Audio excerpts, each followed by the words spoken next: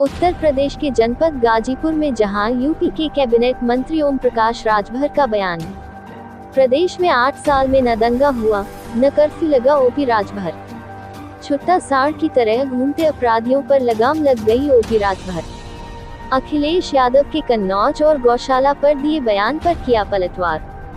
वो कन्नौज पर बात करते हैं, आरक्षण बंटवारे पर बात नहीं करते। वो पीडीए का नारा देते हैं और पिछड़ों का हक लूट रहे हैं। जब उनकी सरकार थी तो क्या उन्होंने संगमरमर बिछाया था? राणा सांगा और सांसद रामजी लाल सुमन पर छिड़े सियासी घमासान पर दी प्रतिक्रिया। सपा, बसपा, कांग्रेस की सरकार नफरत की राजनीति करती है। एनडीए की सरकार भाईचारा की बात करती है। सरकार का काम है रोटी, कपड़ा, मकान, शिक्षा, दवाएं। किसी सांसद के घर पर हमले की निंदा करते हैं। हमें प्रदेश देश के विकास के बारे में सोचना चाहिए। मुस्लिमों को ईदी किट वितरण पर दी प्रतिक्रिया। मोदी जी सबका साथ सबका विकास की बात करते हैं, ये सब भाईचारे की बात है। ओपी राजभर योगी सरकार के 8 वर्ष के कार्यकाल पूरे होने के उपलक्ष्य में आयोजित कार्यक्रम में शिरकत करने पहुंचे थे राजभर। देखिए पूरी रिपोर्ट। देखिए, जिसका परिणाम आपके सामने है, जनता के बीच में जब ये बात गई है तो जनता ने इस बात को स्वीकारा है कि 8 साल में जो प्रदेश में दंगे होते थे वो दंगे खत्म हो गए, बंद हो गए। कर्फ्यू लगते थे वो बंद हो गए। जो अपराधी छुट्टा सांड की तरह घूमते थे अब उन पे बड़े पैमाने पर लगाम विराम लगा, अंकुश लगा है। जो किसान सम्मान निधि जो बीच में बिचौलिए थे वो बंद हो गए हैं, सीधे खाते से खाते जा रहा है। आयुष्मान कार्ड जो बना है सीधे गरीब उसका लाभ ले रहा है। राशन सीधे उसके दस्तखत पे ही राशन अंगूठा लगाने पर, या उसका अगर अंगूठा नहीं काम कर रहा है तो जो विकल्प है वहाँ तक पहुँच रहा है। किसान की नई तकनीकी आ गई। आज जो नहरों में पानी की समस्या, जो नहरें पूर्ण नहीं थी उसको पूर्ण कराने का काम आगे बहुत बढ़ा है। गन्ना भुगतान बड़े पैमाने पर हुआ है। बेरोजगारों को रोजगार, नौजवानों को नौकरी देने का काम जो सरकार ने 8 साल में किया है। जो नारा था सबका साथ सबका विकास, उसमें मोदी जी के नेतृत्व में और योगी जी के नेतृत्व में अच्छे से काम चल रहा है। राजनीतिक अखिलेश जी कहते हैं कि योगी सरकार 8 साल, और उन्होंने कहा कि कन्नौज विकास से कर दिया, लूट और भ्रष्टाचार बढ़ी। कन्नौज के ही वो पहलवा सांसद थे। कन्नौज हम भी घूमे हैं।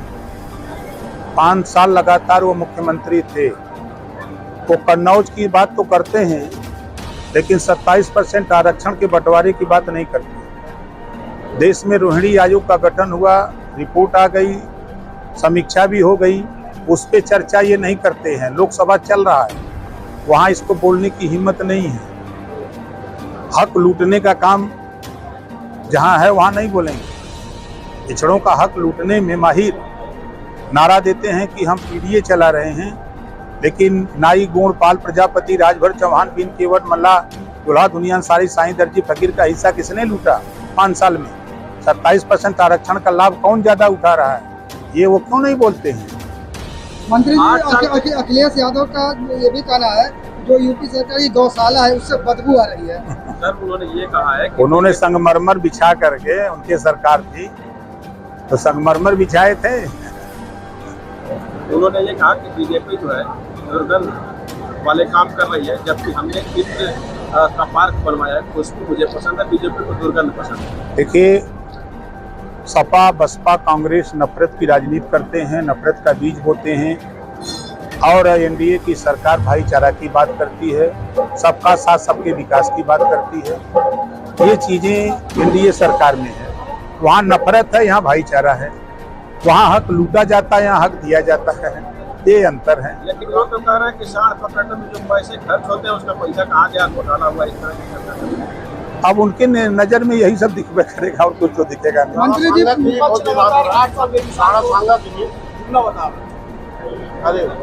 अब उनका जुमला, जब वो हाई कोर्ट के आदेश को नहीं माने, 3 सितंबर 2013 को हाई कोर्ट ने कहा कि 27% आरक्षण कुछ जातियां उसका लाभ उठा रही हैं, इसको बांट करके दिया जाए।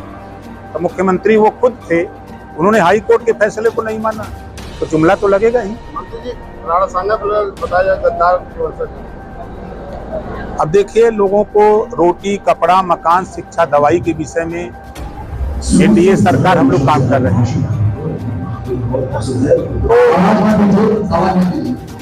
तो सरकार का काम है रोटी, कपड़ा, मकान, शिक्षा, दवाई।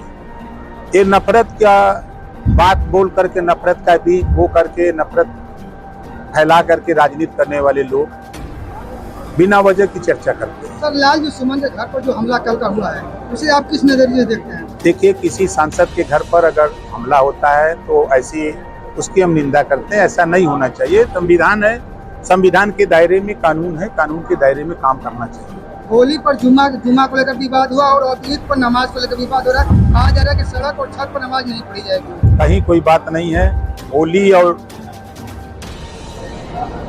जो ईद और नमाज की बात आप कर रहे हैं, सब सकुशल है, कहीं कोई कुछ नहीं है। कुछ ऐसे शरारती तत्व हैं जो बिना मतलब के बतियाते हैं। ईद पर मोदी जी ईदी देने की व्यवस्था की है, मोदी किट के रूप में, और भी आपका ही विभाग है, तो ऐसे में वो किस नजरिए से देखते हो, क्या रहेगा इसका मतलब?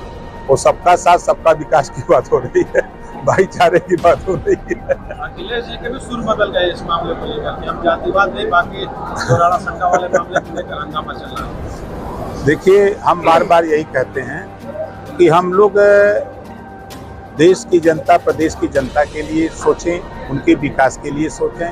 जो उनकी मूलभूत समस्याएं हैं उसको लेकर के हम लोग लड़ें। हम लोग बिना वजह नफरत की बात बोल करके आपस में विद्वेष की भावना पैदा न करें। हमारा अपना ये मानना है। सर, आज गाजीपुर में बहुत सारे स्टॉल लगे, कैसा लगा, क्या बताएं? देखिए, सरकार के जो 8 साल पूरे हुए हैं, सभी विभागों के द्वारा प्रदर्शनी का जो कार्यक्रम 75 जिले में लगाया गया है।